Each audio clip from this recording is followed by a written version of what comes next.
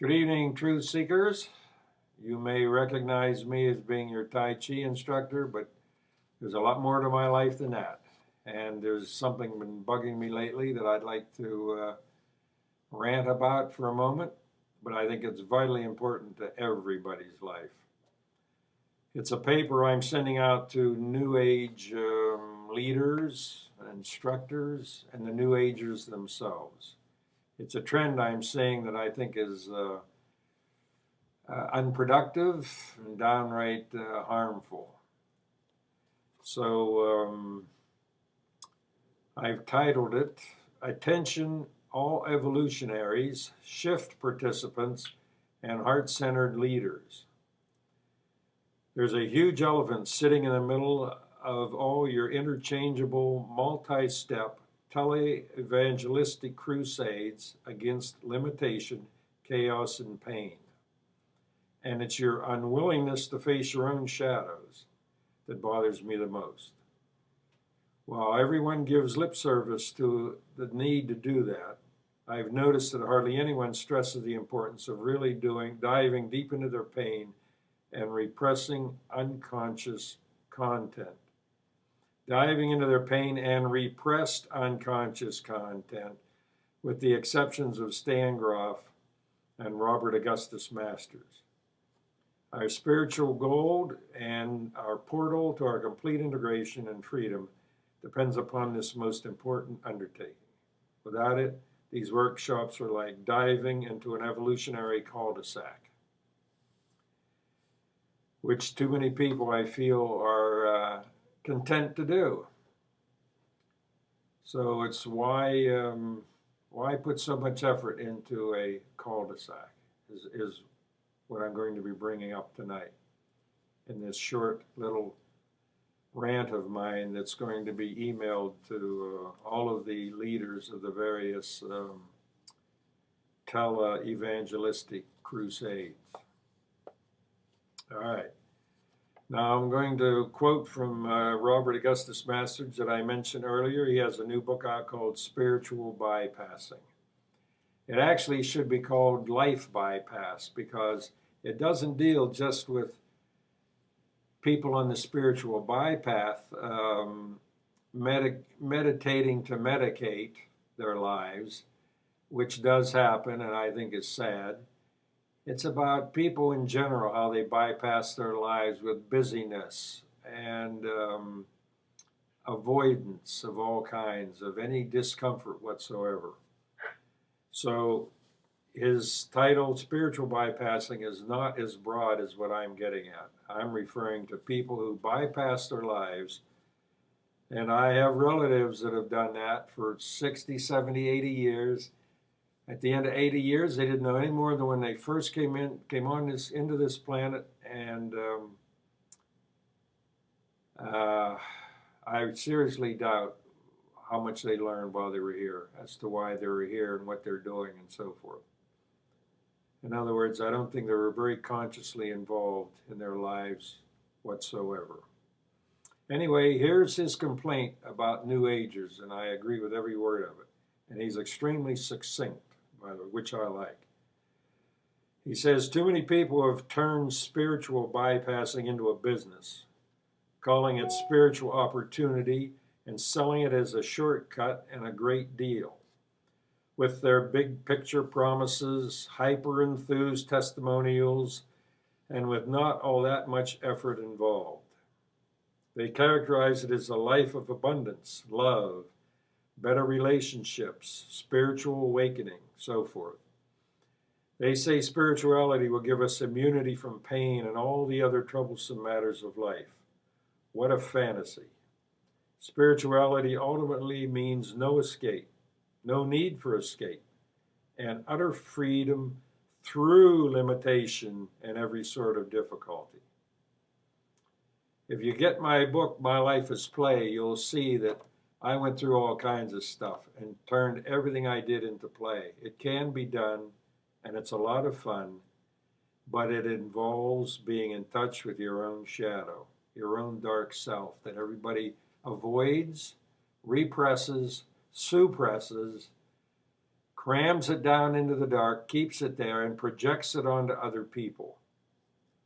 You show me a person that tells me that everybody hates them, I'll show you a person that hates everybody else. That's called projection, and I see it quite often wherever I go. Okay. Now, the message I'm getting from the New Agers is this, and they literally said this. People need to work at evolving faster for the sake of humanity, not for their own egotistical reasons, but the humanity needs it at this time. And the future of consciousness evolution depends upon us, the evolutionary evolvers. Well, I feel that this new trend of internet marketing is taking itself far too seriously and is way too satisfied with a quick fix. What needs to be done now is to release the dragon, as E.M. Nielsen said in that movie where he said, release the Kraken. What we really need now is more awareness of and integration of our dark side. We must allow life to manifest through us at its leisure. Stop trying to pull on the carrots to have them grow faster. It doesn't work. So just let life allow to flow, for God's sakes, in all its forms. In other words, we should play more. And by play, I mean less striving and more spontaneity in our lives. I mean, people are even striving to relax more, which is ridiculous. Okay, all of this bliss chasing that you're doing, all you bliss bunnies are doing, this we sharing the we space, the energy of a group, non-judgmental, unconditional love that isn't either, has gone too far. And by play, I mean, I read that. It's more spontaneity in our lives. It's gone too far. You people are encouraging everyone's discontent with themselves. It's kind of like you're exploiting their discontent and distorting their natural spiritual growth, which is already evolving, probably as it should. But with your impatience and restlessness and ADD, you're making a job out of living, for God's sake, instead of just living. It's time to stop commodifying everybody's spiritual evolution and exploiting their tendencies for spiritual greed and insecurity. And believe me, spiritual greed is no less ugly than materialistic greed, because I've seen a lot of it lately.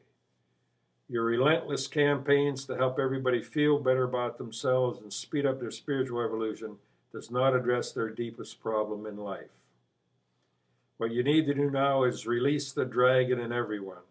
And there's really no creature better suited to represent that need, that needed integration, than a dragon. For the Chinese dragon is comfortable at the bottom of the ocean and in the stratosphere. And it's that kind of freedom most spiritual aspirants need at this time. Here are some signs you're in the presence of a dragon at play. Now, these are very specific to New Agers because they use these terms constantly. They're all comfortable with them. They feel secure. And I swear every third word out of their mouths is one of these three words. Okay. You'll find that a dragon does not share. They tell people what they intuit people need to hear, and that is all. And they seldom say, I love this or I love that, because the world has lost its meaning. The word has lost its meaning due to overusage. Have you ever heard anybody say, oh, I love that idea, or oh, I love your shoes, or oh, I love it when you talk dirty to me? And what the hell does love mean in all those contexts? It doesn't mean anything. So when you really do meet somebody you feel intense love for, it just becomes another of your 15 words you've used in the last 2 minutes. We got to stop. You got to stop that. It's way overdone. It's like everything is fantastic. No, the Grand Canyon's fantastic. The fact that someone calls you at a certain time, that doesn't qualify. Anyway, let's stop using these incredibly overinflated expletives, because when the situation does call for it, it has no meaning then.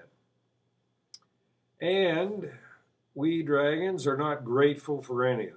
All the New Agers are grateful, and they're fluttering their hearts, and they can get off on a tree, and the wind is blowing in their hair, and I mean the little bliss bunnies are just beside themselves with gratitude of the beauty of the planet.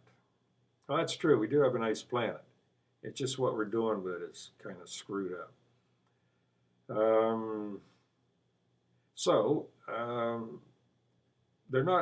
We're not grateful for anything because we play with whatever happens. See what I mean? You won't see a bliss bunny being grateful for their football team losing, or falling down and being paralyzed from the neck down the rest of their life. They're grateful for the sun on their face. So it's very one-sided in their gratefulness. They haven't accepted whatever comes to them, and they haven't learned to play with whatever comes with them. Okay, in my own life, I've noticed that when the shadow's integrated, living a meaningful life loses its meaning. And saving humanity has become more of a hobby now than anything else.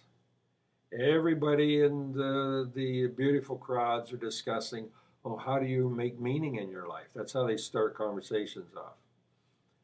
And how do you make meaning in this and that? You don't have to make meaning if your life already feels meaningful.